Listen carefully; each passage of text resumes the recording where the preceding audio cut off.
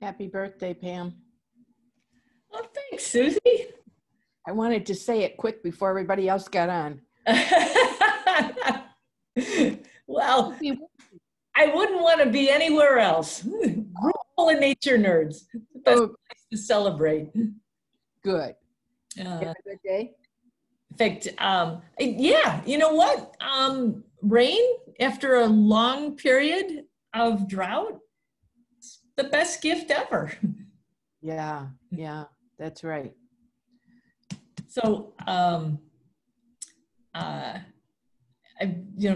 getting the camera straightened up here, and I see in the background here, little black squirrel. Yeah.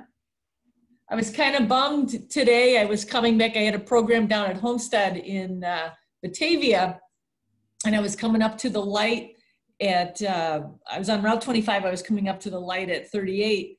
At Route 38 in Geneva. And I looked down, I thought it was a dead skunk, and then I saw it was a black squirrel that had been just south of 38 on Route 25.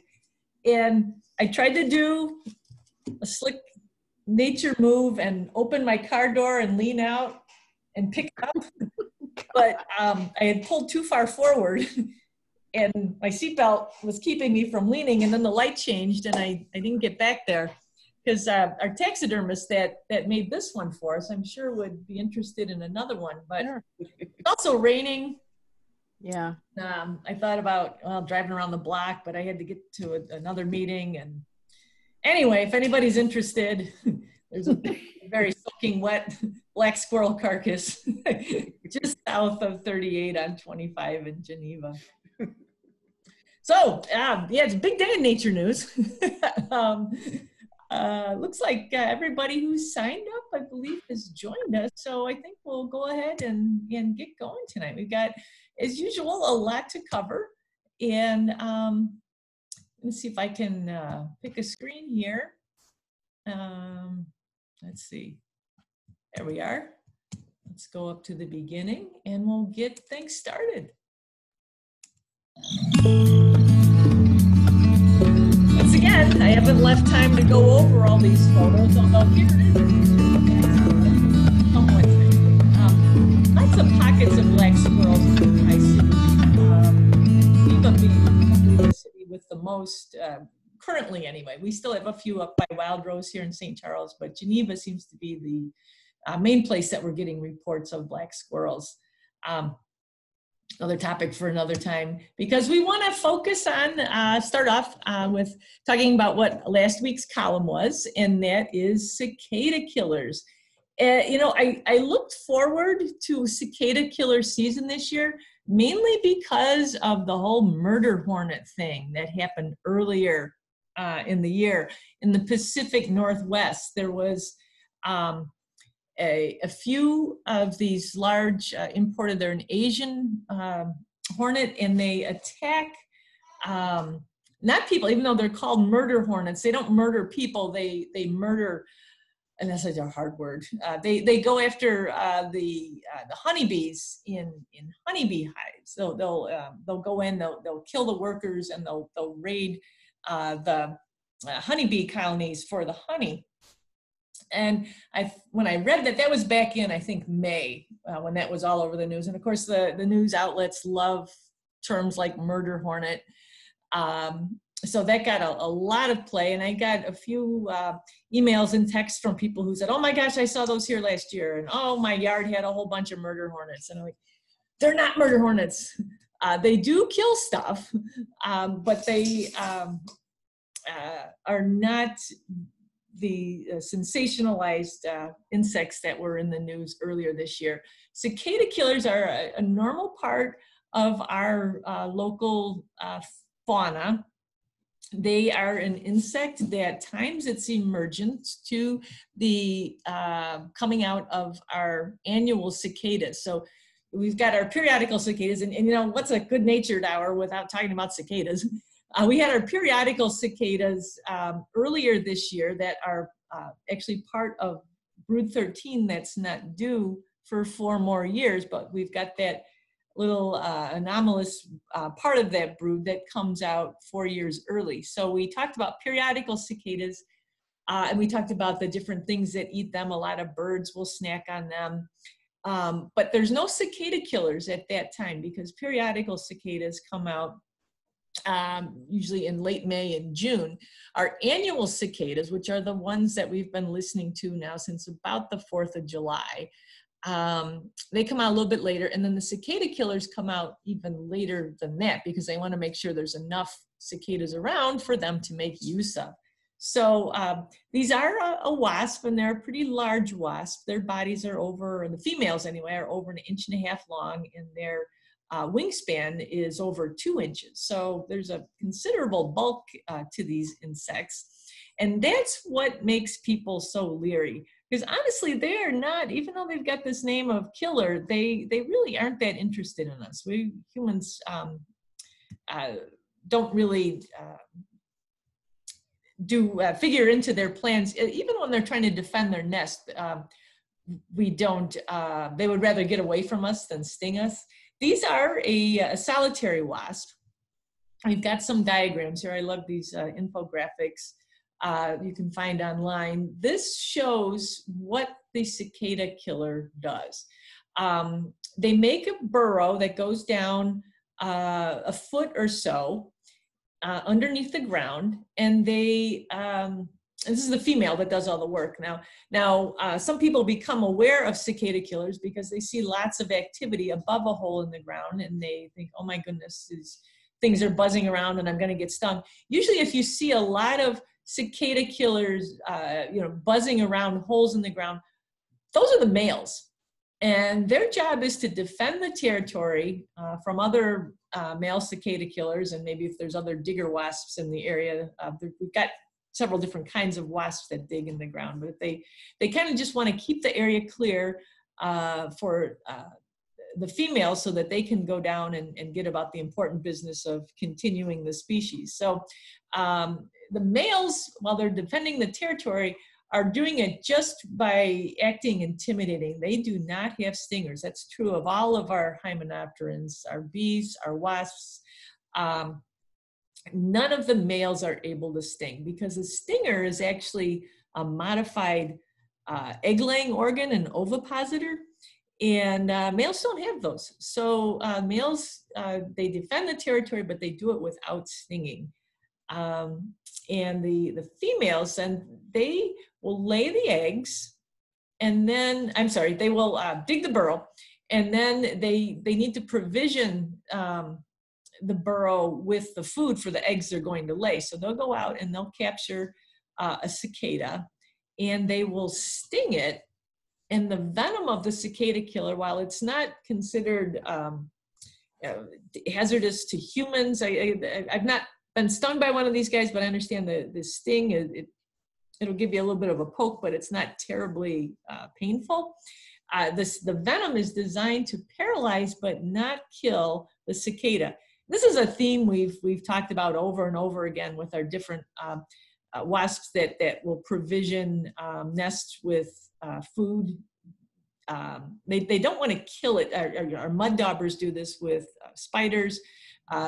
We talked about the cricket and the katydid wasps a few weeks ago. These venoms paralyze these insects, but they don't kill them, because if they killed them, decomposition would begin, and that insect would no longer be good food for the developing larvae down in the burrow. So they just want to paralyze it and haul it off to the nest.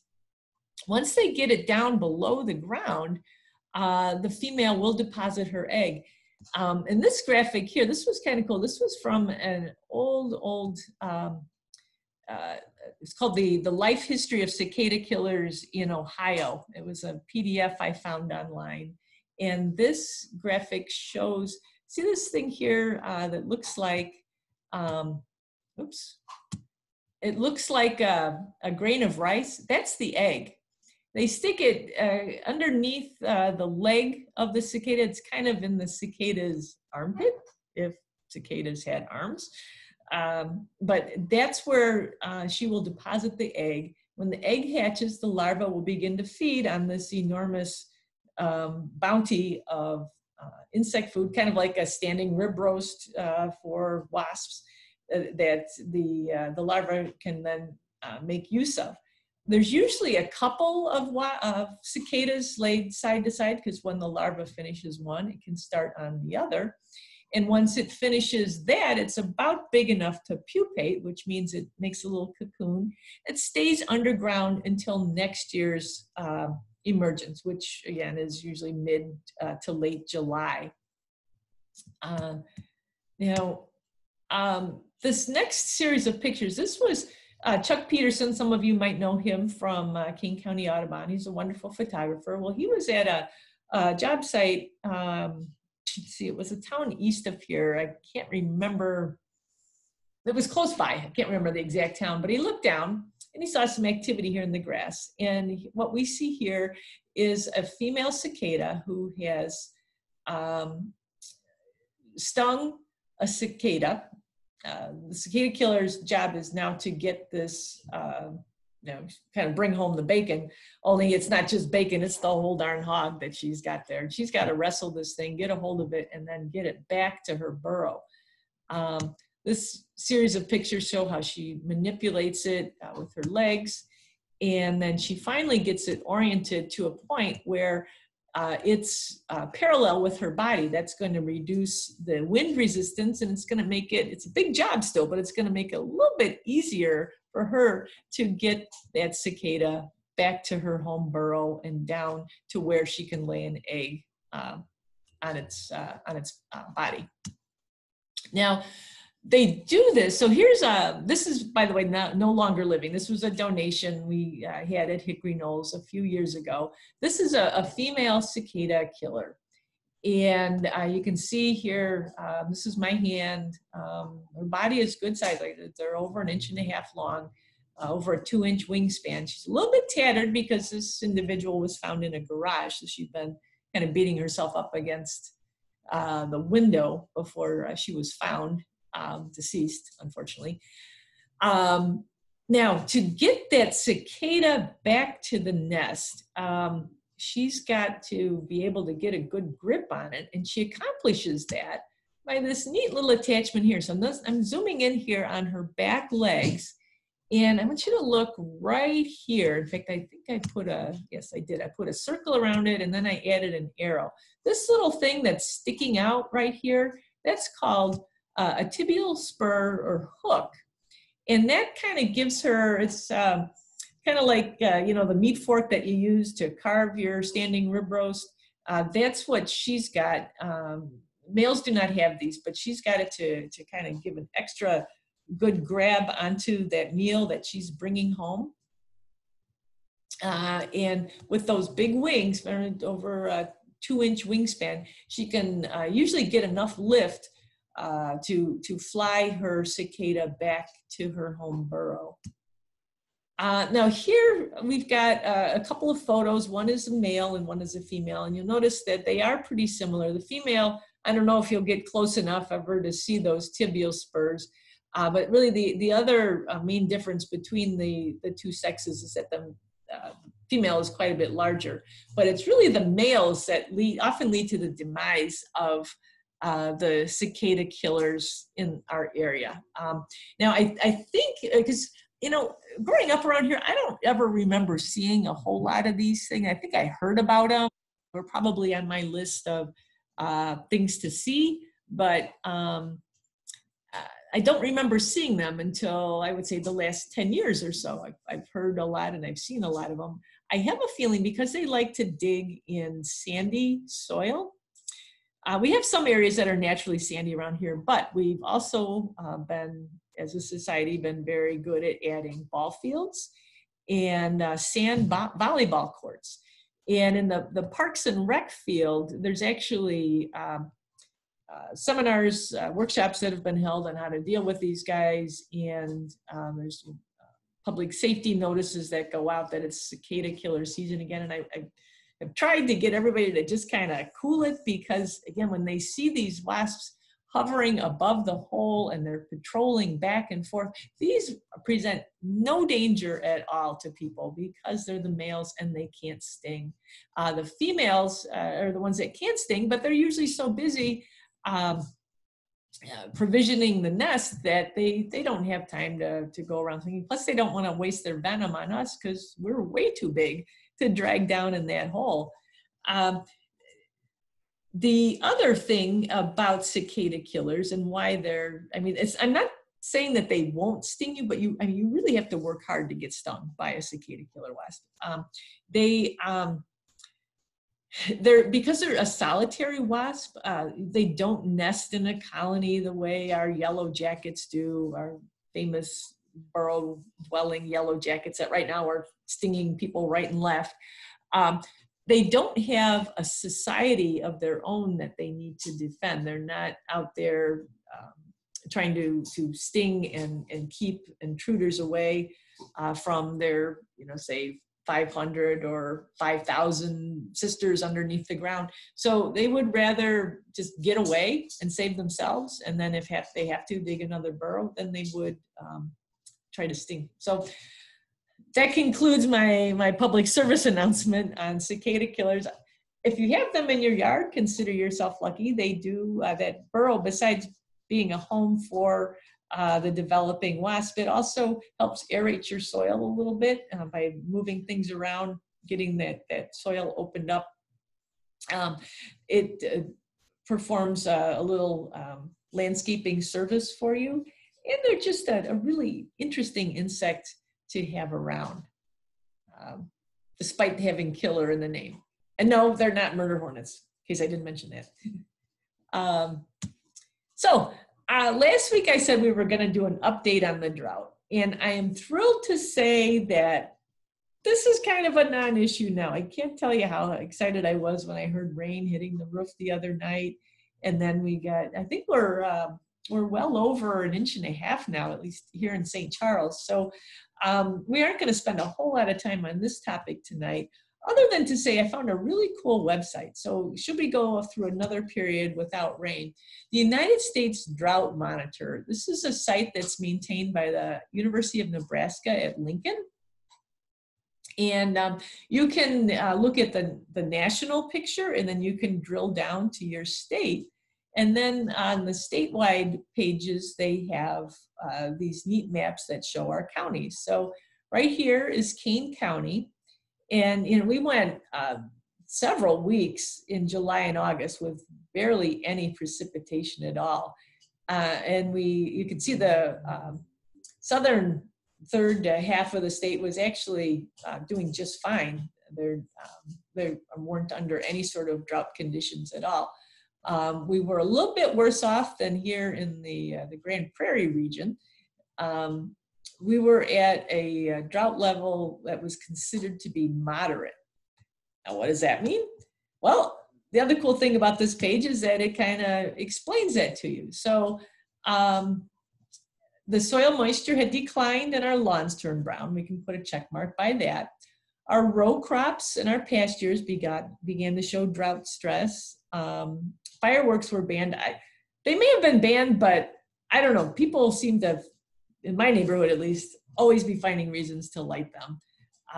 Although, on a larger and much more serious note, did you see, they've had that terrible drought out in California, and one of the worst fires that's burning right now was caused by fireworks that were related to a gender reveal party. They wanted to show, I don't know if it was blue fireworks or pink fireworks, but whatever it was got out of hand, and now there's a big fire raging. So fireworks being banned is a very important part of preserving and preventing wildfires. Our trees were showing, and are actually right now showing drought stress.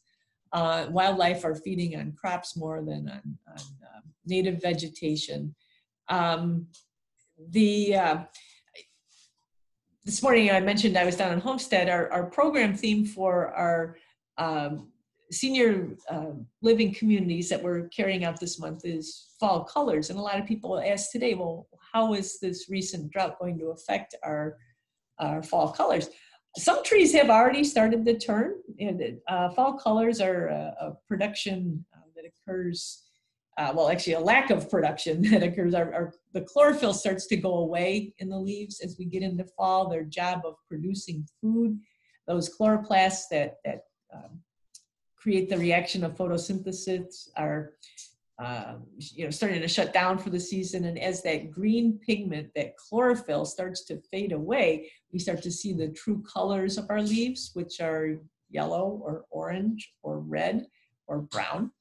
Some of that is starting to happen, but I think with some rain, the colors, I think, are going to hold off a little bit. And as long as we resume our more natural levels of precipitation in September, I think we should have a pretty normal fall color season, which for this region, so far anyway, we're still at right around October 10th to October 15th for peak color. So look forward to that.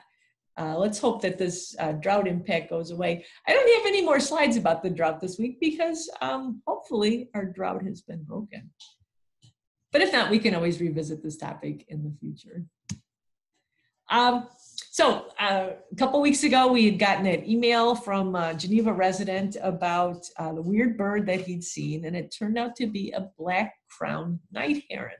And I'm sure you're familiar with the great blue herons that we have wading in the shallows of the Fox River and our local ponds. And we've got green herons that are of a more similar shape to the black-crowned night heron. They're smaller, tend to skulk a lot in vegetation near the water's edge.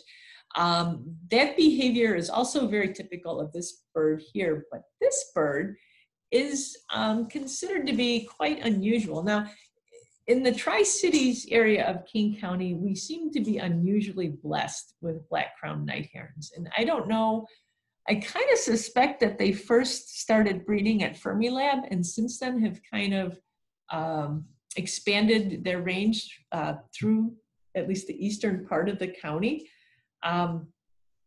The reason I say we're blessed is that they're actually a state endangered species.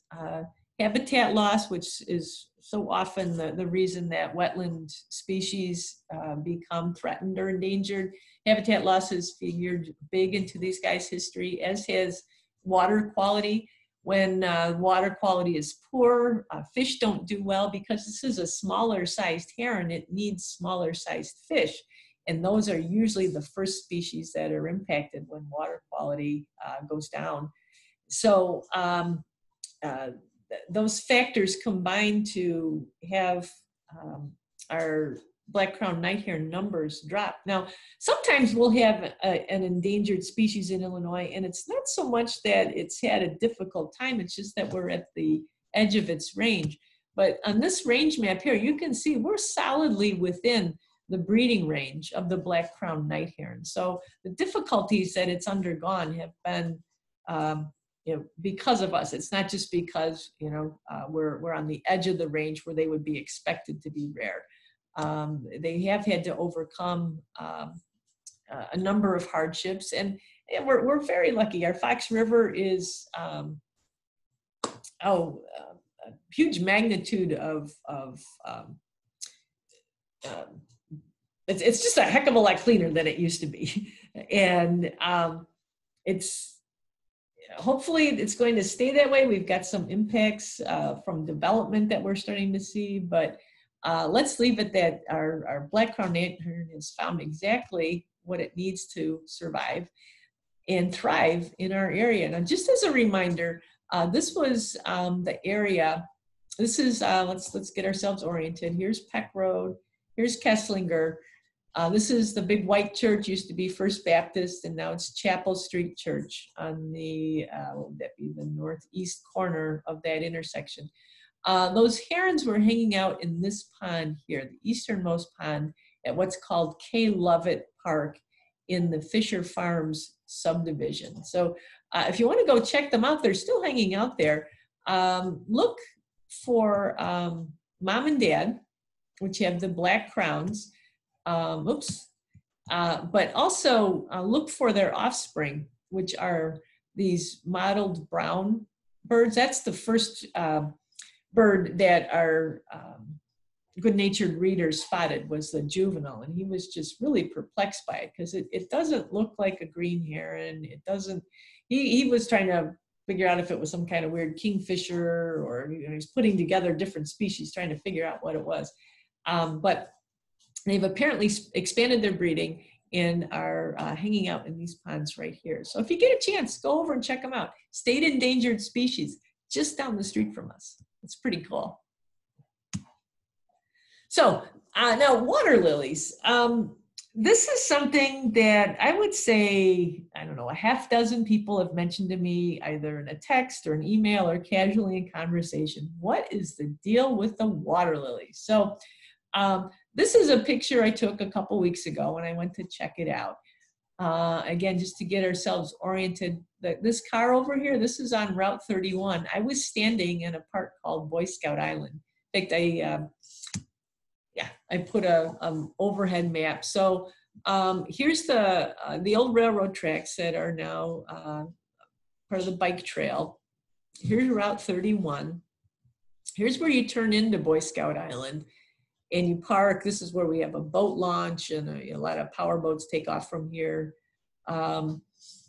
This is the area with the water lilies. And I tried to see the exact date that this was taken, and I wasn't able to find it in time, but you can see the water lily growth. This is either a different year. I mean, it was copyright 2020, but I wonder if this was a couple of years ago, because the water lilies last year and this year were the times that people really were calling it to my attention. And the question is, a lot of times, let's go back to this picture for a minute. A lot of times when you see something, choked with growth like this, it's, in our area anyway, it's not a good thing. It usually means there's some sort of introduced species, some sort of invader that's come in and is taking over and choking out all the native species. Well, the good news with these water lilies is that they are native. And then, in fact, they're of the water lilies that are native to Illinois. This one is the more unusual one. It's called the fragrant water lily. And it has a nice fragrant blossom that it gets. These plants, they don't all bloom at once. So when we've got them in an area the way we do there at Boy Scout Island, they're going to bloom over a long period of time. And I tell you, all kinds of native bees, flies, beetles are attracted to the bloom and its aroma, its fragrance. So there's lots of insect activity. And there's also a lot of animals with backbones too. Turtles will feed on this plant. Snapping turtles, painted turtles, musk turtles will feed on it. Deer will sometimes come to the water's edge and nibble on these plants as well. And then, of course, our muskrats and our beavers, our aquatic mammals, will feed on the stems and the leaves of these plants as well. Some will even dig up the roots and eat them. So there's all kinds of animal, native wildlife activity associated with this plant. But the puzzle remains. Let's go back to that picture. Why the heck are there so many here? And I'm working on getting an answer. I've asked some plant experts, and I've so far been able to find out that there has been for a number of years water lilies growing a little upstream here. And whereas I was thinking when I saw those lilies growing here, I thought, well, all these lilies by Boy Scout Island have started to creep upstream. Other way around. And it makes perfect sense. Water flows downstream, and the seeds from the water lilies have made their way into this backwater area. Now, we all know that downstream from the bike trail bridge here, we've got the St. Charles Dam. Well, this stretch of water here, I think it would be really mucked over if it weren't for the boat traffic, and specifically the paddle wheel river boats that take off out of Potawatomi. Even though that big paddle wheel at the back of those river boats is actually powering the boat, it is churning in the water and it's knocking the silt. You can even see it in this aerial. this is siltation along the banks here from the dam. The dam has been there for over 100 years. So silt backs up. Rivers without dams naturally clean themselves, and silt and sediments get washed away. But when you throw a dam into the mix, it backs things up. Well, Boy Scout Island here, you can see it's not really an island. It's more of a peninsula. This is all solid earth here. And I think the silt from the dam has backed up into this area. And again, this is just kind of still a theory, but IllinoisWildflowers.info, if you're not familiar with it, it's a fabulous reference online that gives you the lowdown on just about any plant you can find growing in Illinois, our native and actually some of our introduced species as well. One of the sections that they have on their species page is cultivation. And this tells us that this plant likes, it can grow in water up to 8 feet deep, but I can tell you that backwater there at Boy Scout isn't anywhere near 8 feet deep. It's maybe like 8 inches deep. And then it's silted underneath there. They like mucky soil, which is definitely, when you look at this aerial, you can even see this lighter color? That's all the backed up muck and silt that doesn't get pushed away because no powerboat traffic can make it in there. They would get mired in the silt. They have to stay in the deeper channel over here. So the other thing though that was interesting is that it appears to favor water that is somewhat acidic, and rather than calcareous or alkaline. Now, if you're at all familiar with water here in the Tri-Cities area, you'll know that our water is calcareous and it is alkaline. A pH of 8 or higher is not unusual at all. And the fact that this water lily prefers acidic conditions kind of makes me think that maybe it is the silt that is creating the conditions that the plant needs. Over here in the main channel, our water tests out at around a pH of 8. I have not tested the water in here yet. I need to do that, but I think the silt, there's a lot of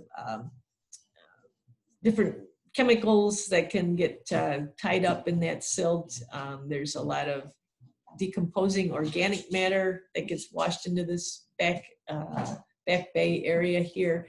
And I think if we were to test it, and I do plan to do that, we'll find that water is more acidic, and that could account for this really lush growth. But rest assured, if you're driving north out of town on Route 31 and you see all that tremendous growth of water lilies, it's not invasive, it's a native plant, and it's a somewhat rare native plant that's chosen to find perfect growing conditions right there next to Boy Scout Island.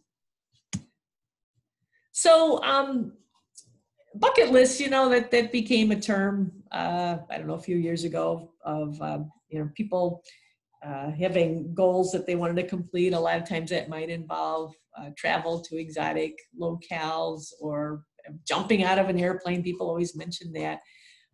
Well, I tend to aim a little bit lower, and gosh, there was a study that came out a few years ago that found that the happiest people on earth lived in one of the Scandinavian countries. I want to say it was either Denmark or Finland. And when they asked the people, what makes you so happy? It was, they said, well, you know what? We don't have any high expectations. And when you come along and you don't have, a lot of lofty goals, and then you don't have to worry about not meeting them. So aim low, you'll always be happy. So I'm pretty good at aiming low.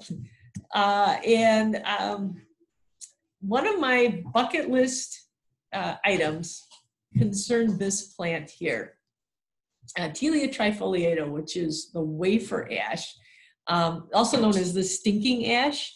If you crush these leaves, there's a pretty pungent aroma that comes out of it. You know how I love to learn about words? Well, it turns out Tilia is the Latin word for elm. Now, this is not an elm. It's not an ash either. So the whole name is kind of messed up, but Thalia was given to this plant by Carl Linnaeus because he thought that these seeds look like the seeds of the elm, and they do.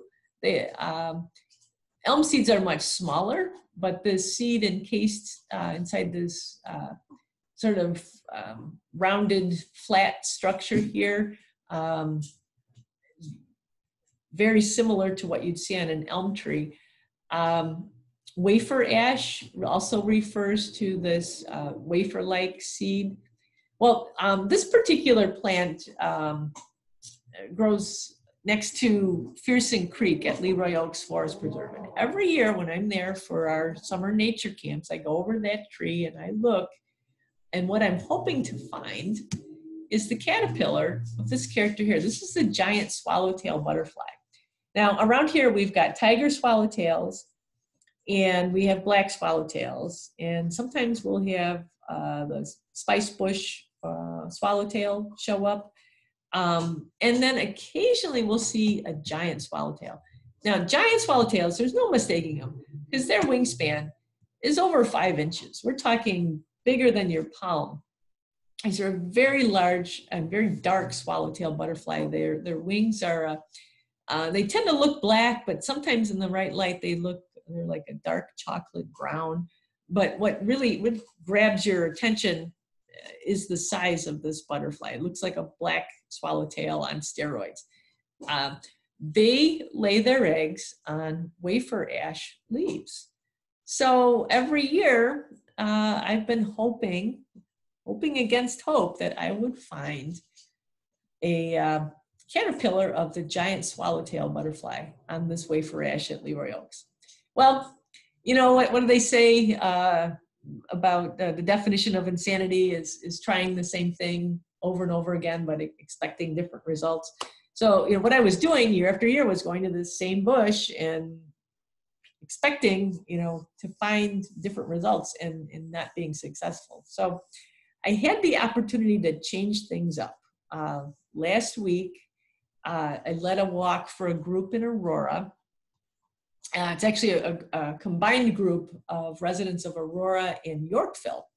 And we met at a park that's part of the Oswego Land Park District. It's called Sawiki Park. If you're ever down on South Orchard Road, almost to Route 71, you'll see a sign for Sawiki Park. It's right on the Fox River down there. It's a neat little parcel. I want to learn more about it.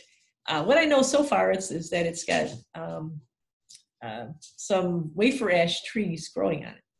So when we stopped, it was one of the first stops we made on our hike last Thursday. I saw this wafer ash, and I was talking about how it's also called a stinking ash, and we crushed the leaves, and everybody agreed that it has quite a pungent aroma to it. And I said, you know what? I have always wanted to find a caterpillar of a giant swallowtail on this wafer ash leaf. And guess what?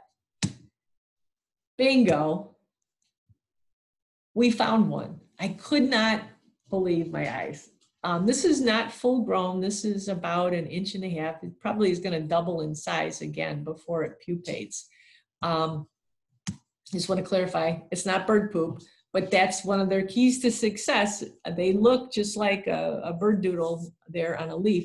You can see this little guy was taking a break. It had eaten all this probably that same day. Caterpillars, their job is to eat. That's all they do until they get big enough, eat and shed their skin, and then they get big enough to pupate. So, you know, I was pretty much elated the rest of the day. I had that item, that aspiration on my bucket list, and I made it, and I felt great. So anyway, yeah, aim low, you'll never be disappointed. I did want to add too, so this particular caterpillar is not going to turn into a butterfly at all this year. It's also not going to die. Once it's done feeding and it gets to the right size to pupate, it's going to shed its skin one last time, and it's going to form a chrysalis. Oh, I forgot to put this in. This is a zoomed in version. of the caterpillar itself. But it's as it grows, it sheds its skin. When it sheds one last time, it's going to make a chrysalis that looks kind of like this. Now this was actually a black swallowtail caterpillar that I had on my desk a couple years ago. But I wanted to show you because you might notice these guys around your gardens or your house. What the giveaway for the swallowtail chrysalis is, one, it's present over the winter. Not all of our butterflies spend the winter in this stage, but swallowtails do. And then swallowtails also make this little extension of silk here called a saddle. I liken it to the straps that a window washer wears on a high rise. You know how they put that belt on and they kind of rappel themselves along the side of a skyscraper? Well, the swallowtail caterpillar will attach itself to a vertical surface, a plant stem, or sometimes the side of a structure like, you know, your garage or your house. And the giveaway to the swallowtail chrysalis is then that little strand of silk on either side. So keep an eye out. Next summer, if you spot a wafer ash somewhere, let's go back to that picture again because they are kind of distinctive. Leaves of 3, but it's not poison ivy. This is a woody, I think they're classified as either a large shrub or a small tree, but they've got a fairly stiff leaf that's got 3 leaflets like this, and then they've got that distinctive elm-like seed to them. Crush the leaf, you'll get that pungent odor, and then start looking around. If you see something that's not bird poop, it's maybe shows signs of feeding, you know you found yourself a giant swallowtail caterpillar. So, since we're on a caterpillar theme, that's how we'll wrap things up tonight. We got a couple updates in caterpillar land. This was an email I got last week, and I love the way people write. I found a huge caterpillar, worm, bioterrorist crawling on my front porch yesterday. It looks like it could be 5 inches long, stretched out. I'm hoping you can identify it. I think it looks like a coronavirus with the protruding spikes on its head. So the neighbor thought it might be a tomato worm that she remembered from her youth. So long story short, I gave the writer my cell phone number, and she texted me this photo here. Let's take a look at the coronavirus spikes. Oops. Here they are at the top of the head. This is one of our local caterpillars that has all the bells and all the whistles. This is I had a little help from tech support puppy here who's decided to climb up on my lap. This is the caterpillar of the Cecropia moth, another one of our local giant silk moths.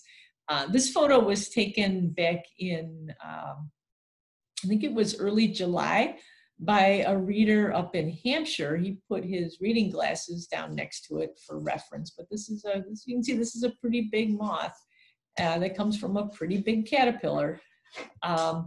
Interestingly enough, these Cecropias, you know, our Luna moths and our Polyphemus moths, which are also giant silk moths, we tend to find them in our oak and hickory woodlands. They like that rich native habitat. Cecropia moths, in our area anyway, tend to occur more in developed areas because, and this was what the entomology website explained, was that they are very susceptible to predation by white-footed mice. And our neighborhoods are mostly home to European house mice, not so much the white-footed mice and the deer mice. So Cecropias actually have a higher survival rate in neighborhoods than they do in natural areas. So, where the writer lives was also a neighborhood, not an oak hickory woodland. So it kind of gives us one more thing to look for those of us who live in very suburban style neighborhoods. keep your eyes open for Cecropia moths and the caterpillars with the coronavirus on their heads. These will now be pupating soon, and then they'll spend the winter in their cocoons, and then they'll come out again next, like I said, I think they come out in July. So perhaps coming soon to a neighborhood near you. That writer had mentioned tomato worms, and that gives us a little segue here.